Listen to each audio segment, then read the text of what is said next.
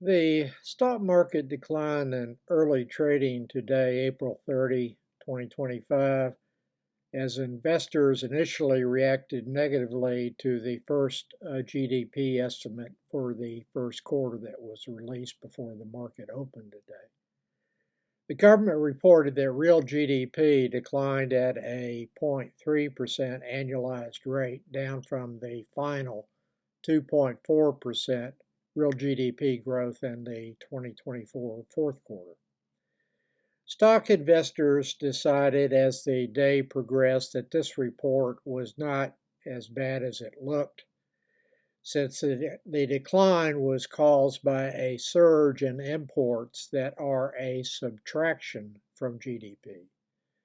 Imports surged as companies did whatever they could to deliver products that they needed to the U.S. before the Republican tariff taxes went into effect and substantially increased the cost of those products to them. During the second quarter, those imports will be measured in inventory, which will add to GDP and hopefully restrain price increases for imported products subject to the new Republican tariff taxes for at least a few weeks. There is, however, a major downside in this GDP report that investors are ignoring for now. 70% of GDP originates from consumer spending. Personal consumption expenditures in the first 2 months of the first quarter of 2025 were weak and then surged in March. Why? Consumers, like businesses, were front-running the Republican tariff taxes by moving forward purchases, particularly of expensive items like passenger vehicles, in order to avoid the higher cost caused by the Republican tariff taxes on those products. That resulted in a strong PCE, personal consumption expenditure number for March, which was disclosed today also in the Personal Income and Outlays report for March 2025. But even with that front running of PCE purchases in March, the first quarter PCE rose only 1.8%, down from 4% in the fourth quarter of 2024. Spending on motor vehicles and parts surged 56% in March.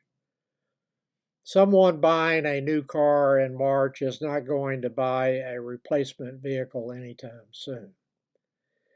So the first quarter GDP report was messy and heavily influenced by Trump's tariff policies that are having a very negative impact on consumer spending and confidence, and will likely continue to do so, at least more probable than not, in my opinion, lead to lower PCE numbers in the coming quarters, with at least one negative quarter before year end.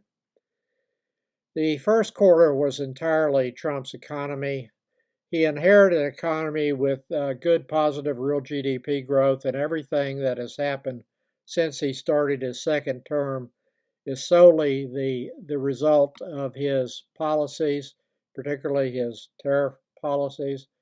He can blame Biden all he wants, but that claim will not be accepted by those that still have functioning brain cells and an IQ higher than a potted plant.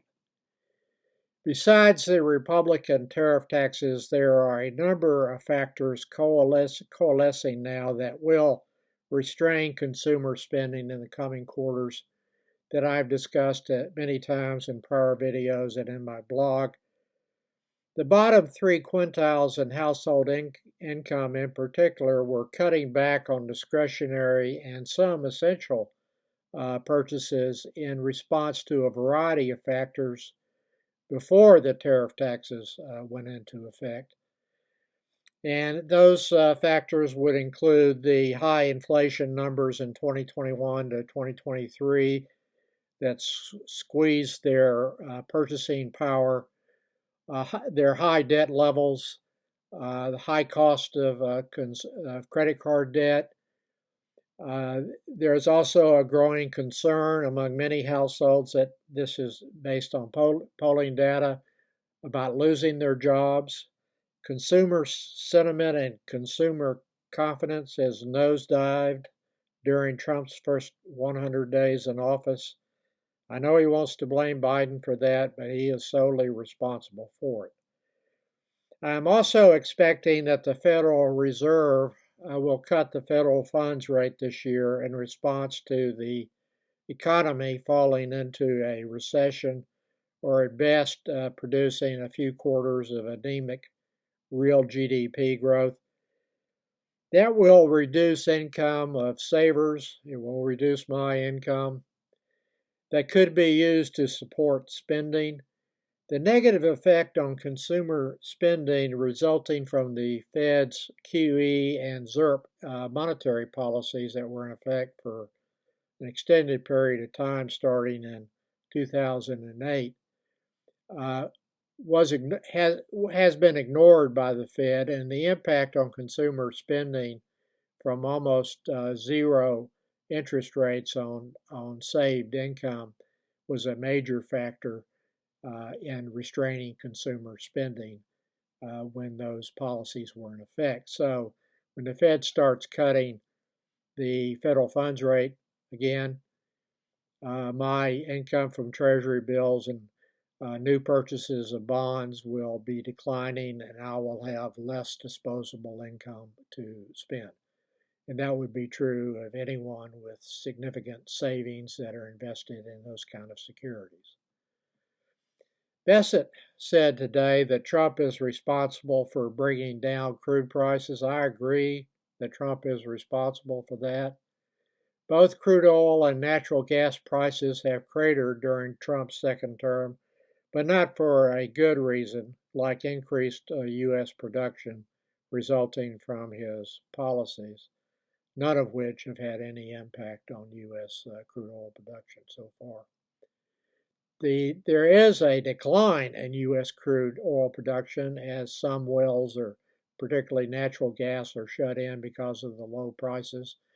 And the low prices are a result of Trump causing concern among many investors and consumers that he is about to cause a worldwide recession, and consequently that will result in lower demand for crude oil in the U.S.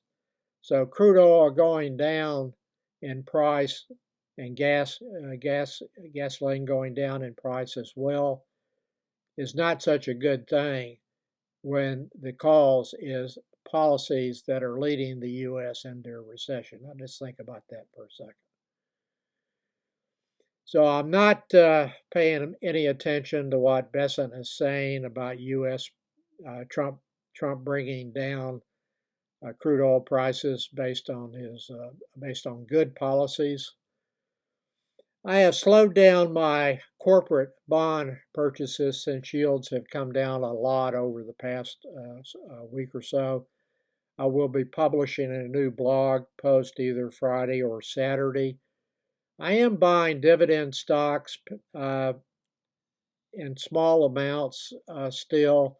I will switch to a stock selling or stock fund selling when the VIX returns to below 20 movement. I have added a precondition to any sale, and that condition is that the price must be higher than the closing price on February 19th, 2025, when the S&P hit an all-time high at 6,147.